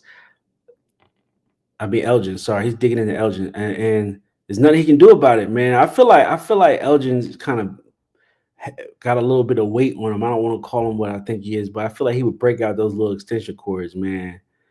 But honestly, Boyd is small, looks smaller than he is. When he stands next to people, of course, he doesn't look as big, but he's big, right? So if he's pinning you down, you're hurt. You're hurt. And man, that hammer would have really smashed his fingers. I'd rather him use the butt of the gun or something like that, man, because that hammer would have severely damaged his hand. And then here it comes. Look, cooked. he thought he had it bad when Boyd was in there laying into him. Look, this is a nightmare. If you guys watch anime, then you'll know this is worse than hearing somebody scream out Rasengan in the background, or Ha May Ka May. Yo, you're right. Enter the Terminator, man. He was cooked. As soon as he saw her, he was cooked. She got them answers quick. If I was Elgin and I see her come in the room, I would have just told him exactly right where it was. Like, oh yeah, she's in the root cellar. I wouldn't even have played around with this girl. She got them answers quick. I thought this was a interesting scene because we were trying to figure out where the bodies were. Like we didn't see Miranda's body, and but we did finally see it in a flashback that she was killed. And I think that a lot of people, of course, were believing that Eloise and Miranda, thinking that Eloise was still alive. And a lot of people also thought that Eloise was Tabitha. And I think that this kind of proves that they're not, right? That Miranda was killed and he somehow got her body up there, right? I'm guessing he drug her, right? I mean, he probably had to wait until, and this is kind of sad, he probably had to wait a couple of years before he moved the body. Not the brightest stripe on the rainbow. Right, that's kind of true, right? Man, and then he gave her what he thought was a nice headstone that meant something to him. And I'm guessing, I believe there was 2 rocks. I had to go back and watch this scene, but I believe there was 2 rocks because when he was talking to Henry, he said that they would have still been here. Right? And there was people who used to argue with me in the comments that Eloise is not dead, and I could have swore that. And I have the picture in my folder. I can't bring it right now, but. We all know that in the car graveyard scene, Victor said that Eloise told him where his mother went that night. And then, but we've come to find out that Victor might not be telling the truth about a lot of these situations because he went back and forth on who actually told Miranda.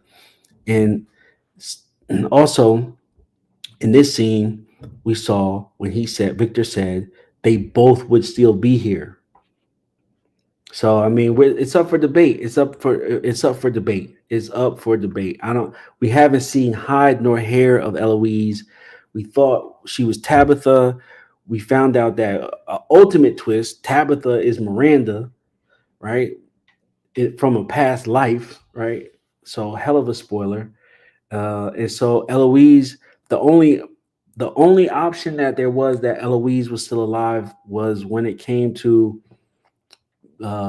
Acosta, right? So people were saying that the reason why they didn't want to say Acosta's first name was because it was Eloise Acosta. She changed her last name for Kavanaugh. And so it's up for debate. I mean, it's no right or wrong answer to it. If you believe she's alive, there's no body, right? So that's the ultimate rule.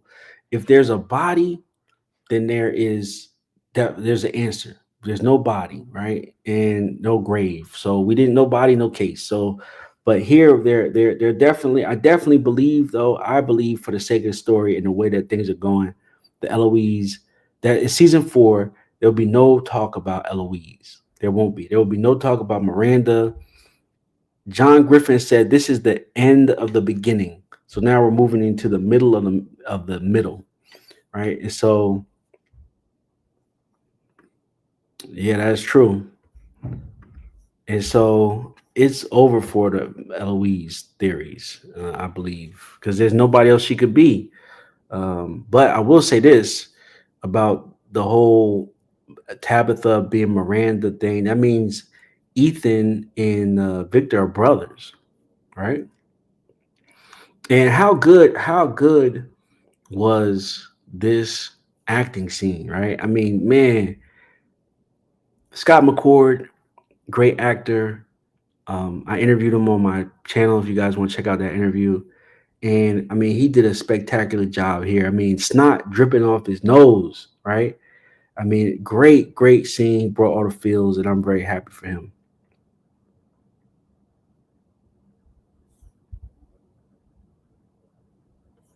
You know, somebody's saying Henry, Jay, and Jim are all Miranda's husbands.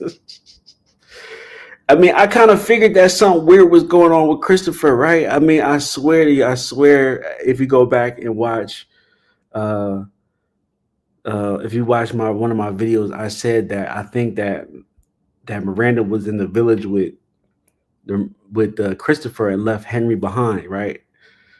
And that the reason why Henry wasn't talking about Eloise is because Eloise was Christopher's daughter, right? And then somebody was like, "That's impossible." I'm like, man, people have different kids by multiple people all the time. All right, well, I'm not gonna hold my breath, Purple Alizé, that another person arrives in town could possibly be Eloise. I'm definitely not holding my breath. I'm definitely not, but it could be. Yes, you're right, it could be. And here's of course Jay always delivering. What do you want from me? Or what is it? What more do you want from me? Right? Like, or why didn't you just tell us, man? He was upset. I mean, come on. Yeah, that's true. That's true that the show confirmed reincarnation happens. Jay was just, man, but I mean, we got a lot of answers though. I mean, we know what the symbol is. We know the kids, they poured their hope into the roots, and then the roots became the bottle tree, and the bottle tree, you know, I guess they still are alive through first law of thermodynamics, so their soul's still alive in its place, and they can somewhat interact with this world. But to Jay's point, why didn't they just tell him? Why didn't they just tell us that, right? And now we do know from the conversation with Victor and the boy in white, who Victor did say was not that helpful. We know that the boy in white decided that the people in the town need to figure things out for themselves, so he did not want to tell them anymore after Christopher. And so this leads to frustrations, and it leads to the scene that we see here with Jade. Jade's been pretty much driving him crazy, like trying to figure out what this is. And you're right, the boy in white could have just gave him a little hint. And but he didn't get anything. But they finally figured it out. But it took him how long, and how stressful was it? Then we get Julie. So to me, right now, Julie is the main storyline. She's the one who's actually the savior of the village. Tabitha, I believe, no longer is the main storyline, and she's the one who's going to pretty much, I guess, save everybody. But it looks like she's not getting them anybody out of the town, right? She's not helping them escape. She's helping them survive, pretty much, or not die.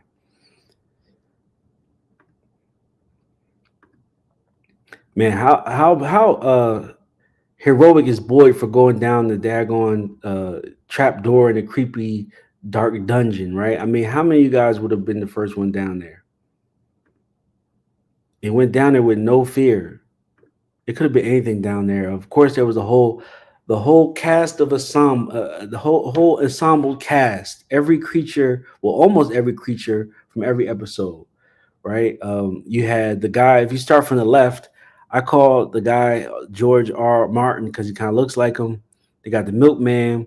They got the girl who looks like Jasmine, but creature Jasmine, but it's not. You got the bowling guy. You got the waitress. You got the cowboy, swing coat lady. You got the nurse, and you got Julie's dream guy and a kimono lady. Now, this is crazy because I did not believe that the kimono lady was a part of these creatures, right? I did not think that she was the same entity or part of the same lore mystery, right? I just didn't see the Asian influence, right? But if you guys really want to do a deep dive, you can go to my 1506 theory that I did with Taryn, and we really got into the lore and the possibility of what all this could be. I do believe that a lot of these theories or what we see in this show is based on things somewhat, but not exactly. Like we get the runes from Viking culture, but not really Vikings. We get the kimono woman who could be La Llorona or something else like that, but not really. We get, all these other things that could be something, but it's not really, but it's kind of like it, right? We get the creatures that look like Fae, but not really, right? So that's a good point from the theory. I forgot about the squid creature. You can see the hatching of the baby is the squid monster in the cave painting. Wow. Oh man, thank you for that. Man, let me highlight that in the chat. That really puts a lot of things together, man. We've been looking for what is that thing for a long time. Also, Christopher is saying that that there's 13 in this picture. I didn't even count. Let me see. 1, 2, 3, 4, 5, 6, 7, 8, 9, 10, 11, 12. Yeah, 12 and then 13. No, you're absolutely right. Look when he stands up. Man, boy, getting his creep on. No, you're absolutely right. And I caught it right at that exact time. Yeah, that's what I'm saying. I didn't see the connection to there was no other Japanese or kimono, I mean, hints anywhere, like from the buildings to the people to the poems. Like there was no way to connect any type of Japanese connection other than her, right? She kind of came out of nowhere. That's what I was saying.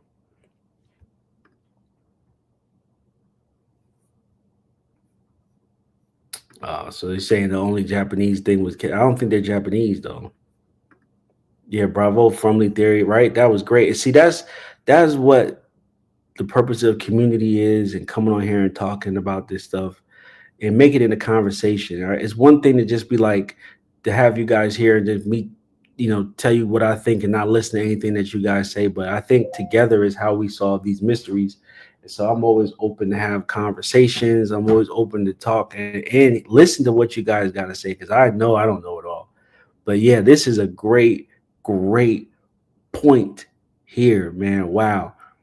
I'm really happy we found this out, because then now thinking about this, we really don't have too many mysteries left, right? We've pretty much solved them all, from what is a symbol, what is the kids, who is a boy. Well, we still don't know who the boy in white exactly is.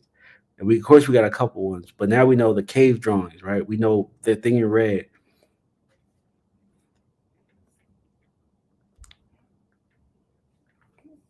Yeah, that's what I was saying. I definitely know Kenny's not Japanese. Yeah, we know the creatures are, right? So man, this is big. This is a big one. Thank you very much. And there he is. in all his glory. Smiley back on the scene, but I could tell that he was getting so. Yeah, right. She's a doula. The kimono lady is the doula. Smiley was so popular that the show had to bring him back, right? Like this, like outside of writing and all that stuff, he was so popular. I mean, if you guys go to my page and look at my interview, it's literally like 200,000 views on my interview with him. And people watch it every day. Demon Doula. It's too funny.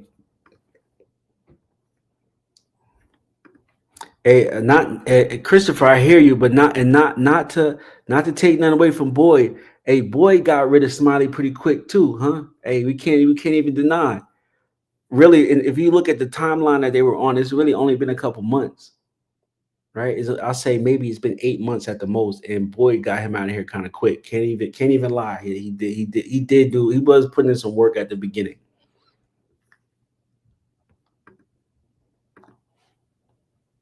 No, I mean, me too, man. I mean, just like you said, you want good things to happen to good people, man. And something like this so great couldn't have happened to somebody better.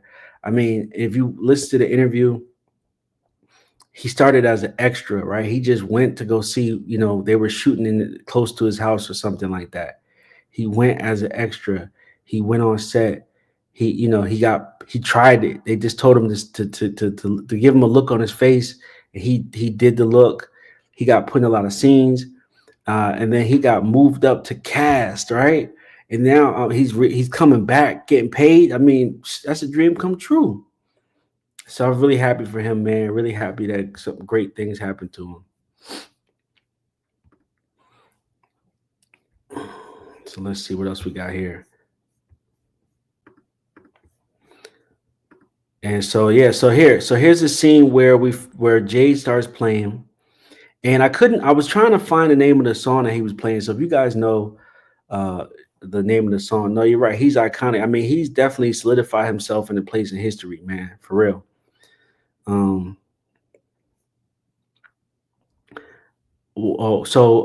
was trying to find out the name of the song to see if there was any information about it. I couldn't find what it is. So if you guys know the name of the song, let me know. But this character, the woman is Ankui Kids and is Ghoulish Girl, right? So this is IMDb has it listed as Ghoulish Girl, and she is the child of Jade and Tabitha. And Jim is now been reduced to the side guy, and she remembers. They all remember. Well, Jade and Tabitha remember. And so here's the scene. So we were talking a little bit about the Man in Yellow. And so, we were all trying to figure out where the Man in Yellow came from. And I think I started a couple comments. So let me see. I did on Kui. Okay. So Lady Amano said, and I started this comment. She said, okay, I'm wondering if the Man in Yellow follows the sound of music to figure out where to go in order to find people in this dimension. Yeah, maybe. And that's exactly what I think. So apparently he wasn't there before the music. Jay starts playing the song, and I thought it was gonna summon the kids, and I thought they're literally their souls were going to turn to dust or something, right? And they were going to be like, I'm free, we're free. But instead it was kind of lackluster, right? Instead, Tabitha just walks away. We don't see what happens to the kids, and we don't see what happens to Jade. And we see Jim run after her, right? So I believe what happened was the Man in Yellow showed up here at the bottle tree. I mean, where else was he going to come from? Unless he was already there. But I'm guessing he had to already be there if he was the man on the phone.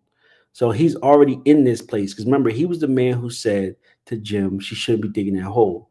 So there hasn't been any communication outside this dimension, right? So he had to be in this dimension for him to talk to Jim. So I believe he showed up here, and I believe he might have done something in that timeline. So I think what we're dealing with is different timelines now. So I think he killed Jade, and then look, Jim and Tabitha talk, and they showed a flashback, and this was the scene that was talking about where that the answer to the whole show is in the first season, and it's here in the RV when Jim says he remembers how things used to be because Akui means remember, and it's all about remembering. So Tabitha leaves, Jim's by himself. I think at this point, the man in yellow kills Jade, kills Tabitha, and then, as we know, kills Jim. But Julie, being the time traveler that she is, or from what Ethan called her, the story walker, and since she's a story walker, she can go back to different timelines. So even though we saw Jim die, she still she can they're still alive in another timeline. So she, of course, she gets knocked out, but she's gonna wake up and then she's going to go back and change it, or try to change it, or go to another part of the story. Yeah, exactly. Maybe he's a story walker too. Yeah, I'm sure everybody has a counterpart, right? So he was a story walker, Julie's a story walker, and so yeah, you're right. That's a good point.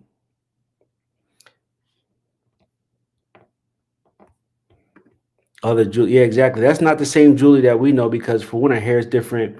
She looked like she got different clothes, and I wish she had like some sort of indicator that let us know that she was outside of Fromville because I was trying to figure out where did she get these clothes from and haircut. So I was thinking like she had to go outside of Fromville. So the man in yellow is ashy. Yo, he is ashy. Let me just go back to him. Yeah, he is mad ashy. And in the picture that Miranda drew, remember the man in yellow had a scar on his face, and I remember a lot of people were thinking that it was Randall for some reason. She has the same sneakers. She does. She's got the Sambas on, right? Or something like that. She got the Adidas Sambas. So Lady Amano says I think it looks like time travel to us, but Julie is leveraging the fourth dimensional elements in Fromville. I could be wrong, but if so, there's no timeline. It's more like a time spear. Yeah. I agree. It's like not a line.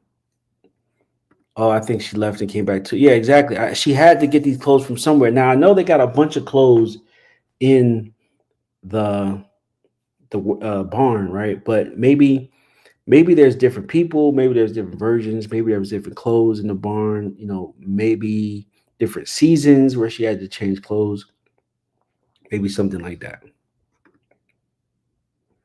So Summer Ivy says, did Miranda play the song? We know Victor has seen Man in Yellow too. Did Victor? Yeah. Well, no, Miranda died. She didn't get a chance to, right? Miranda took acid, so this all came from drugs. And I got another drug theory too. So Miranda took drugs. She said she was chosen. She took the kids. She ended up in Fromville. She was over there with Christopher, and then she left her kids in the root cellar, went to the bottle tree to try to save the kids, and got killed. So she didn't play anything. And I guess Christopher didn't want to go to the bottle tree because he knew he was going to die. He didn't want to sacrifice himself. I believe that the way to get out of here is sacrifice. And technically Miranda sacrificed herself, but maybe not in the right way. So Miss T said Julie hair got cut when she was cut in a fight.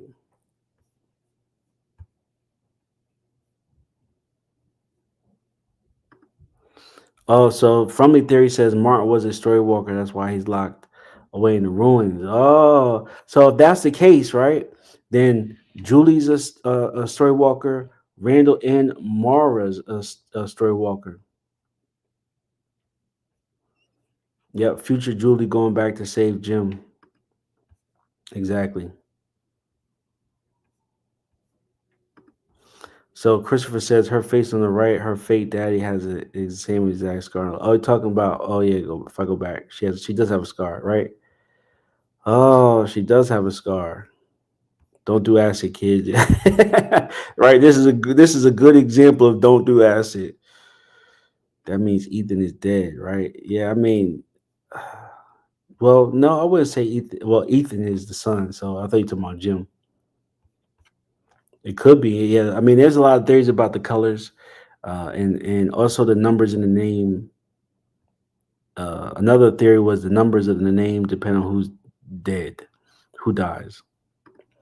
So Biden says all of that is from Henry. Do we believe him? Victor said he told her about the kids. Yeah.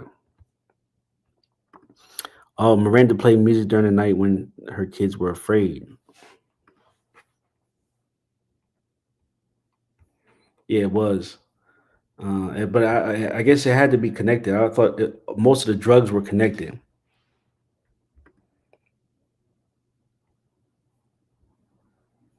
I think Lady Amano says she feels Mario cut Julie's hair just like Christie's. I hope not, because her hair was horrible.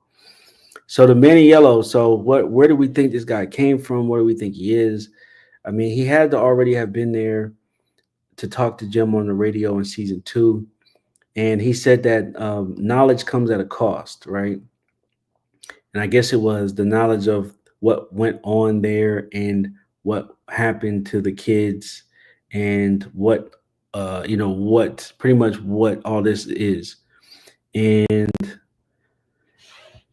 let me see. And then he also he said something else too. I'm trying to remember what else he said. He said, of course, your wife shouldn't have been digging that hole. So I'm guessing that he said he tried to help you, right? That's what he said. He said, I tried to help you guys. IDK man, I really appreciate it. Boyd is Martin's reincarnation. Ethan is Victor's. Exactly. Boyd is Martin's reincarnation. Wow, I like that. I didn't ever think about that, but yeah, I actually like that. Appreciate the tip. And that's a good point. So yeah, I mean, now to that point, we got to really start aligning everybody's counter character, since we know that it's possible that more than one person is like sort of been there before or counterpart, meaning like Tabitha Miranda, Jade Christopher, like you said, Ethan being Victor, and Boyd being Martin, and so on and so forth. Now, the man in yellow said that and then Julie being like the man in yellow now, right? As if they're both story walkers. And what we have here is that he said that he tried to help them, right? So I guess he was trying to warn them to not do what they were doing, so that way they continue where they were and how they were living. Now, even though the creatures were hunting them every night, they did have a pretty basic existence, right? I mean, they didn't have to pay rent. They didn't have no gas bill, no water bill, no nothing. They were just chilling.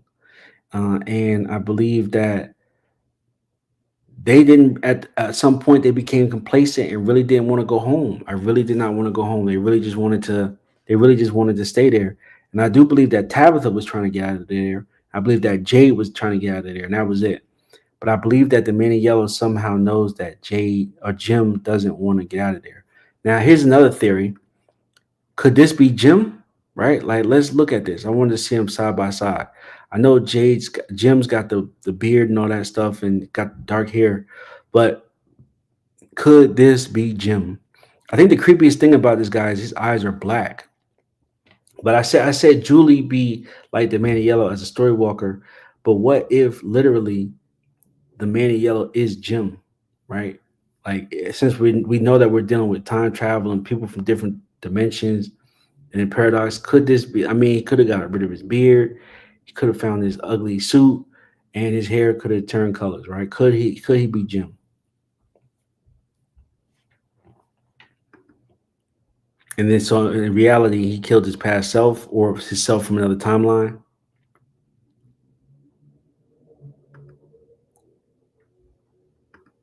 We don't know. But like I said earlier, I think this is all a book. It's getting so crazy, and the storyline's getting so all over the place. All I can think of is at this point, what this whole thing is it's a book.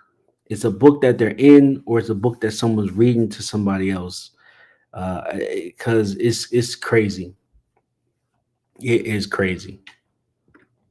So what else? You guys got any other theories? Anything else you want to talk about? Everything is going on at the same time. I agree. No, I have not read it, but I'll definitely look into it. So how do you guys feel about season 4? I mean, I think it's going in a great direction, right? I feel like it's going good where we're at. We got answers. This is the end of the beginning. Please remember that. This is the end of the beginning. So now we're coming into the middle of the middle, right? And we got time travel, we got new villains, we got answers, we got Smiley's back. I mean, the stage is set for what I want to call the From War, right? This is turning into the Avengers. And Christopher has said this before. What if everybody here had a special power, right? This is turning into the From Civil War, where you're gonna have everybody fighting. It's gonna be the colony house in the town versus the creatures and the kimono lady and the man in yellow, right? I mean, we getting Thanos of the MCU over here, right? And we got Doctor Strange now, Julie jumping through time. You know, we've got Boyd or Randall, who's the Hulk. You know, so it's definitely going to be the Fromville Wars going on in season 4, and I can't wait to see what is going to happen. So I will definitely be doing a lot of videos until From returns. So please think of my channel as a place to get information, to get official information on From. I definitely will keep a From playlist, and I'll put a lot of things on there. So make sure you follow my page. Make sure you follow my Facebook. Make sure you follow my From. I'll create a From season 4 playlist, and I'll put new videos and theories and stuff in there. And so when I hear information, I will do reviews on it and keep people updated on what is going on with our favorite show. I know I'm late. I have not put out my explainer video. I'm probably going to do 2 parts. I'm going to do From episode ending explained, and I'll do a breakdown and review. But I think talking to you guys, there's a lot of good information, and I'll probably change a couple of things. So we're going to have a lot to talk about. So I appreciate you guys hanging out with me for this last 2 hours. And please make sure you guys get the likes up. Thank you for everybody who donated and tipped tonight. I really appreciate it. It goes a long way. And really thank you guys for hanging out with me these last 10 weeks over this season finale. It's been a great time watching From with you guys every week. So I appreciate you guys for everything from the bottom of my heart. And it's a great time to be a From fan. And so even though it's a season finale, I'll be back. And we'll definitely get together and do some more trivias. So I appreciate you guys. Take care. Have a great week this week, and stay tuned for more content. Love you guys.